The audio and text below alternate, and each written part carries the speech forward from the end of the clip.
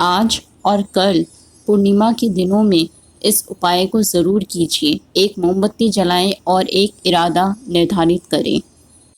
यह एक अच्छा कारण है कि पूर्व और पश्चिम दोनों में माइंडफुलनेस प्रार्थनाएं अक्सर अपने ध्यान का मार्गदर्शन करने के लिए एक साधारण जलती हुई मोमबत्ती की शक्ति का आवाहन यानी पुकारती है।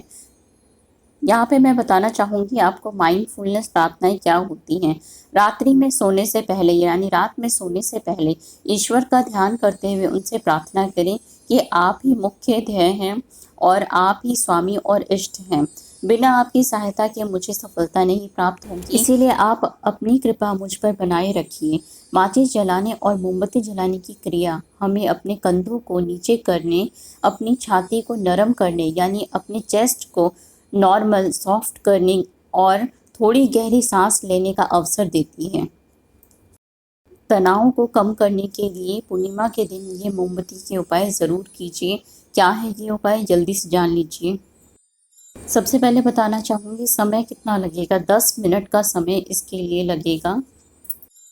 अब ये जान लीजिए कि इसमें किस सामग्री, किन चीज़ों की ज़रूरत है।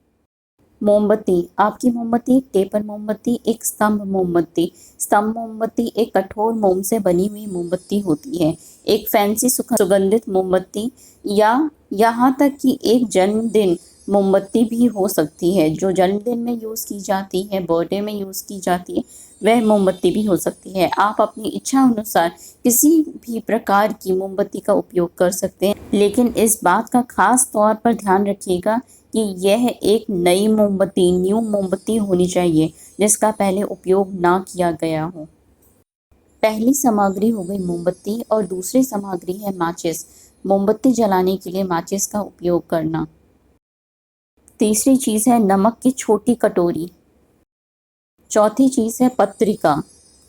अब इस उपाय को करने की क्या प्रक्रिया है, किस तरीके से किया जाए, आइए जल्दी से जान लेते हैं।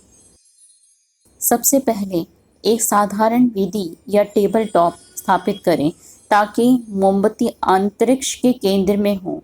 नमक का कटोरा सीधी मोमबत्ती के सामने हो और मोमबत्ती जलाने के लिए माचिस पास में हो। दूसरा, कुछ सांसों के साथ अपने अंदर शांति पैदा करने के लिए कुछ समय निकालें। तीसरा, जैसे ही आपकी सांस धीमी होती है, इस बात से अवगत हो जाएं कि आपके शरीर में कहाँ तनाव है। इसे अपने एक पेज पर ज़रूर नोट कर लें। चौथा, अपने शरीर के उस खास जगह में सांस लें जहां आप अपना तनाव रखते हैं और अपने शरीर के इस हिस्से से पूछें कि क्या ऐसा कुछ है जो वह आपसे जानना चाहता है या सुनना चाहता है। पांचवा, अपने जीवन के 3 सबसे बड़े वर्तमान तनावों को लिखिए। पहले आपके साथ जो भी 3 घटित हो चुके हैं उन्हें स्वीकार कर लें, यह जानते हुए कि इस विशेष अनुष्ठान यानी रिचुअल के लिए कोई सही या गलत तरीका नहीं है। छठा, इन 3 तनावों को अपने मन और शरीर में रखते हुए मोमबत्ती जलाएं। सातवां, मोमबत्ती को जलते हुए देखने के लिए कुछ क्षण अपने आप को दें। फिर जैसे ही आप तैयार हों, तनाव के पहले क्षेत्र को बुलाएं, इसे जोर से नाम दें। जैसे ही आप ऐसा करते हैं, देखते हैं, महसूस करते हैं, छूते हैं, जानते हैं, सुनते हैं और महसूस करते हैं कि मोमबत्ती की लौ इसे ऊपर ले जाती है और इसे पिघला देती है, जैसे कि यह मोम को पिघला देती है। आठवां, आपके द्वारा बताए गए अन्य 2 तनाव कारकों के लिए इस प्रक्रिया को दोहराएं यानी इस प्रोसेस को रिपीट करें।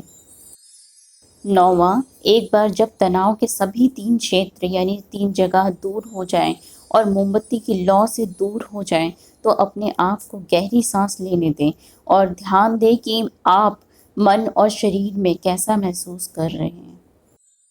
10वां, मोमबत्ती को पूरी तरह से सुरक्षित रूप से जलने दें और एक बार जब यह जल जाए तो बचा हुआ मोम लें और इसे किसी स्वस्थ पेड़ के नीचे गाड़ दें और इसे वापस धरती पर ही लौटा दें, यानी कि मिट्टी में ही गड़े रहने दें, मिट्टी में ही मिला रहने दें। 11वां, अपनी सांस छोड़ते समय किसी भी अंतिम तनाव को छोड़ दें जो दूर जाने के लिए तैयार है।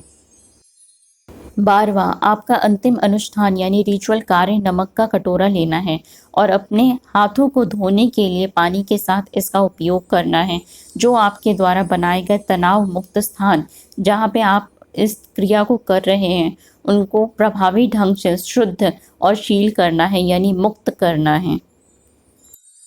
इस काम को बढ़ाने और इसे और भी आगे तक ले जाने का एक सुंदर तरीका यह है कि अगले बार जब आप पूर्ण अभ्यास या कुछ हल्के व्यायाम के लिए, योगा के लिए अपनी योगा मैट पर उतरें तो इसे ध्यान में रखें। अब अंत में इस प्रक्रिया को ज़रूर करें, इस प्रोसेस को ज़रूर करें। शांति विकसित करने के लिए इस 10 मिनट के ध्यान के साथ दिन के बवंडर से ब्रेक लें। मेरा इस रिचुअल को आपको बताने का सबसे बहुत ही इम्पॉर्टेंट मकसद ये है कि आपका जो तनाव है, आपकी जो प्रॉब्लम है, वो सब आप यहाँ पे सॉल्व करें।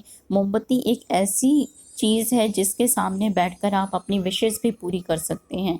यहाँ एक सरल मोमबत्ती अनुष्ठान यानी रिचुअल को मैंने आपके सामने रखा है, जिसे आप अपने घर पर भी बहुत आसानी से कर सकते हैं।